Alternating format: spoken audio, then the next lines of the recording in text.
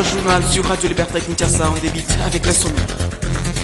Les incursions rebelles en RDC font écho à la place Saint-Pierre à Rome où le pape François évoque la mémoire des personnes tuées par les adeptes Nalou à Maboya la nuit 19 au 20 octobre dernier.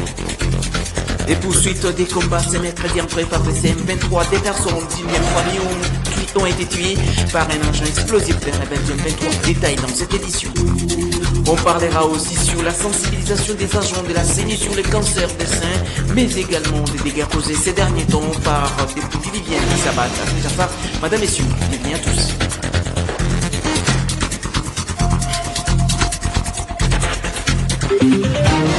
Ralic sur la 96.8 MHz. L'information sûre et fiable. Bienvenue à tous. Incursion armée à Maboya dans l'est de la République démocratique du Congo à la fin de l'audience générale de ce mercredi 26 octobre 2022 à la place Saint-Pierre à Rome en Italie. Le pape François a évoqué la mémoire des victimes tombées lors de cette incursion de présumé ADF Nalou dans la nuit du 19 au 20 octobre 2022 dernier à Maboya, une localité de la partie orientale de la RDC. L'évêque de Rennes a prié en faveur des victimes de cette énième barbarie des terroristes ougandais, parmi lesquels une religieuse, ainsi que pour cette région en proie à l'insécurité. Insécurité toujours, nous parlons de ce qui se passe à l'est du pays. Les combats se sont encore intensifiés tôt ce mercredi 26 octobre 2022 dans la matinée entre les FARDC et les rebelles du M23 dans les territoires de Rutshuru. Une bombe lancée par deux rebelles du M23 a tué deux personnes dans une maison. Autre détail, c'est avec notre correspondant sur place, Joël Kamabou. Les détonations d'armes lourdes et légères ont été attendues depuis les heures matinales sur différentes lignes de front, notamment Lankira et Kabindi dans le groupement de Djomba, Moussensero dans le groupement de Boussansa et Ndamugengan dans le groupement de Boueza. Cette situation a créé une panique totale au sein de la population de Kiwanja, Rutshuru, Rubare et Kalekera. La société civile dans la zone parle d'une bombe lancée par les rebelles du F-23 qui a atterri sur une maison de civils aux environs de 10 heures à Rankira qui a causé la mort de 2 personnes. Les habitants des agglomérations de Kiwanja, Rubare et Kalekera se sont déplacés vers d'autres endroits jugés sécurisés, craignant pour leur sécurité. Ces affrontements entre les forces armées de la RDC et les rebelles du F-23 ont été à la base d'une paralysie des activités socio-économiques dans la région dont plusieurs élèves ne sont pas rendus à l'école. Il faut vous signaler que le FARDC maintiennent toujours leur position dans cette zone de combat. Et plus précisément, à l'Assemblée nationale, les députés nationaux ont voté à l'unanimité au cours de la plénière de ce mercredi 26 octobre 2022 les projets de loi modifiant et complétant le décret du 30 janvier 1940 portant code pénal en matière de la prévention et de la protection de la traite des personnes. Reportage Gisèle Toukou. Sur 293 députés présents dans la salle de congrès, 293 ont voté oui, aucun non et aucune abstention. Ce projet de loi modifiant et complétant le décret du 30 janvier 1940 portant code pénal en matière de la prévention et de la protection de la traite des personnes consacre le caractère de la personne humaine, impose au pied de l'article 16 à l'État l'obligation de respecter et de protéger la personne humaine. Elle proscrit l'esclavage et les pratiques analogues ainsi que les traitements cruels, inhumains ou dégradants, de même que le travail forcé. Bien auparavant, le président de l'Assemblée nationale, Christophe Mbosso, avait rappelé que lors de la séance du jeudi 13 octobre 2022, après approbation des conclusions du rapport de la commission mixte PAJ droits de l'homme, social et culturel et conformément aux us et coutumes de la Chambre basse, les discussions sur ce projet de loi avaient été suspendues. Dans cet ordre d'idées, un délai de 48 heures avait été accordé aux députés pour le dépôt des amendements et 5 jours à la commission pour leur examen. Au terme de ce délai, le cabinet du rapporteur n'a enregistré aucun amendement. Par conséquent, la plénière a procédé à l'examen de 4 articles que contient ce texte de loi, y compris son exposé des motifs. Après ces votes écrasants, ce projet de loi sera envoyé au Sénat pour la seconde lecture. Par ailleurs, le député national Ados Dombassi est intervenu par motion d'information sur l'utilisation des mineurs dans les mines par les sujets étrangers. Restons toujours à l'hémicycle où le premier vice-président de l'Assemblée nationale, André Mbata, a reçu ce mercredi 26 octobre 2022 dans son cabinet de travail l'ambassadeur de la RDC en République centrafricaine. Le renforcement de la diplomatie parlementaire entre la RDC et la RCA a été au centre des entretiens suivis. Je suis venu le féliciter depuis qu'il a été élevé à ses fonctions. Mais aussi, ce que je suis venu faire avec le premier vice-président Mbata, c'était dans le cadre de la diplomatie parlementaire. Il y a à Bangui, en Centrafrique, au sein de l'Assemblée nationale, un groupe d'amitié de députés avec la RDC, la République démocratique du Congo. Je suis venu l'informer qu'on est en train d'activer cette diplomatie parlementaire et que dans un avenir très court, je ferai tout pour que ce groupe d'amitié de l'Assemblée nationale à Centrafrique vienne rencontrer les autorités parlementaires de la République démocratique du Congo. Parlons à présent de la CENI. Les personnels féminins de la Commission électorale nationale indépendante CENI a été sensibilisé contre les cancers du sein au cours d'un atelier axé sur le thème pour des soins plus justes, tous mobilisés contre les cancers du sein pour une prise en charge équitable. La salle Roméo Golf dans la commune de la Gombe a servi de cadre à cet entretien. Nadine Tchouchi-Gombo était sur place. Écoutez le mot de clôture du deuxième. Je suis en bonne santé, j'ai ma carte, je voterai. C'est avec ces mots que le deuxième vice-président de la centrale électorale, Didi Manara Linga, a ouvert l'atelier consacré à la sensibilisation du personnel féminin de la CENI à la lutte contre le cancer. Ce, au soir du lancement de l'opération d'enrôlement des électeurs sur toute l'étendue du territoire national. Octobre Rose, puisque c'est de ça qu'il s'agit, a été marqué par plusieurs exposés, tant des personnalités de la CENI que de médecins. Dr Guylaine Mopo, oncologue au centre Nganda, a, dans son exposé, éveillé la conscience des femmes sur les différents types de cancers de sein. C'était une occasion pour elle de lever la superstition selon laquelle le cancer s'évite par l'action de se faire sucer les seins par les hommes.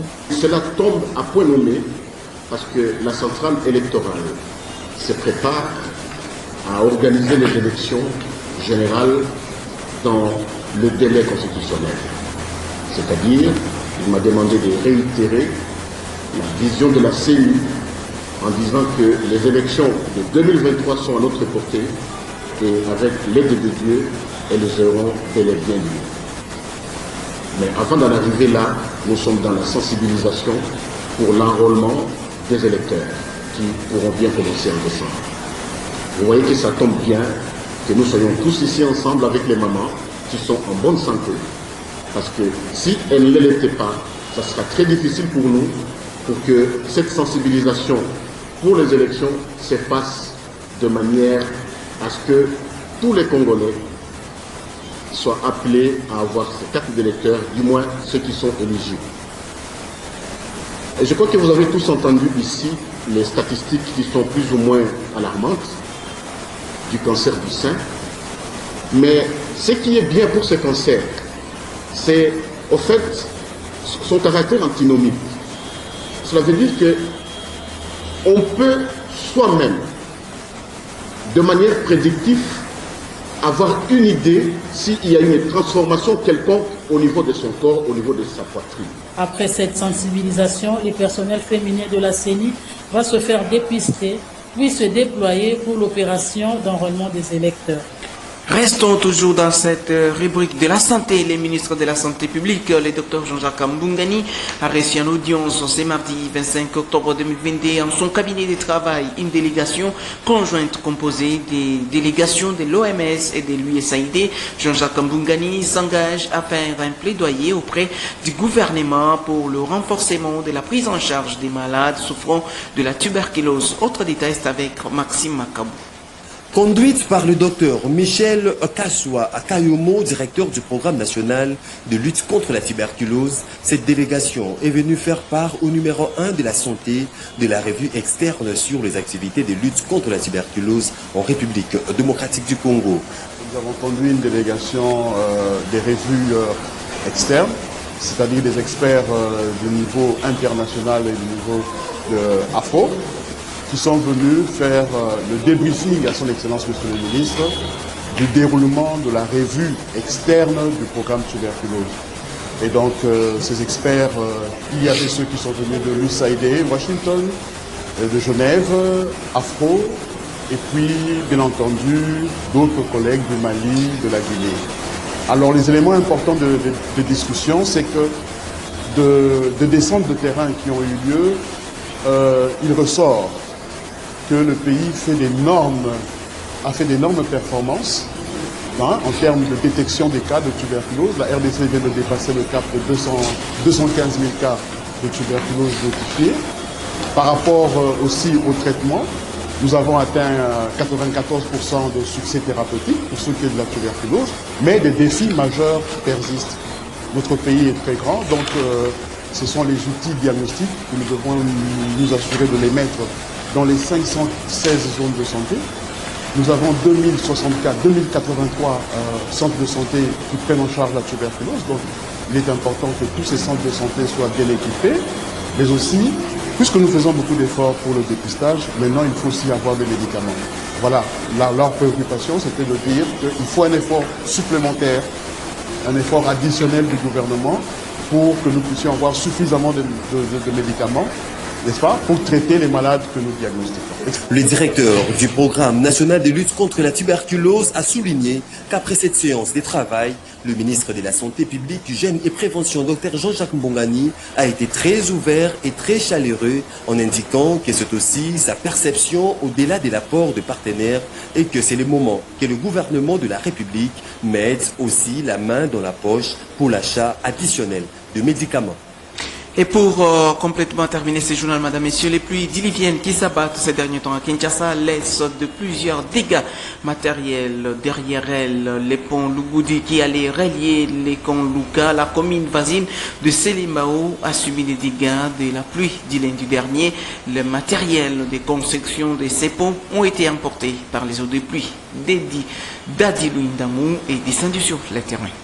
La pluie diluvienne qui s'est abattue lundi à Kinshasa a causé de l'eau de la pluie a emporté tous les matériels comme les témoignent des habitants.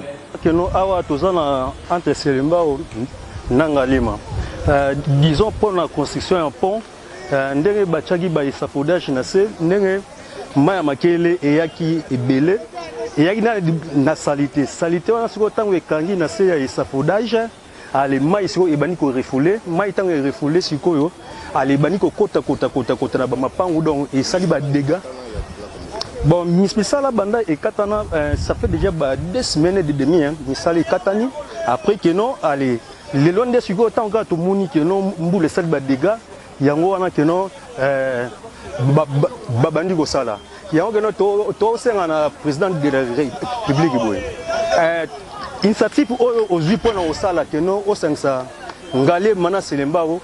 Et c'est pas ils sont que non ba peuple. Mais to sengana au papa suivi faisala. Suivi faisala ka pon oyo que non tondimete que non ti na bali o bandaki ti na ero que non ekoko katana.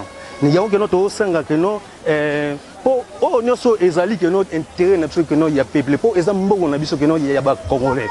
Yango ezo sala misala o tolingi que non misala ezo na marche po biso que non ba congolais que non to sepela. Long de 100 mètres jetés sur la rivière Makelele, les ponts Lubudi sera, si les travaux sont achevés, la principale voie d'accès dit Kanluka. Ces quartiers bondés de la commune d'Engaliement est resté enclavé depuis plusieurs décennies. Ralique sur la 96.8 MHz. L'information sûre et fiable.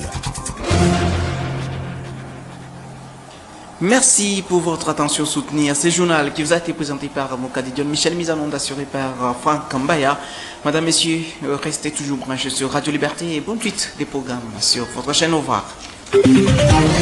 Ralique sur la 96.8 MHz. L'information sûre et fiable. 7h, 8h, 9h, 12h, 12h30, 14h.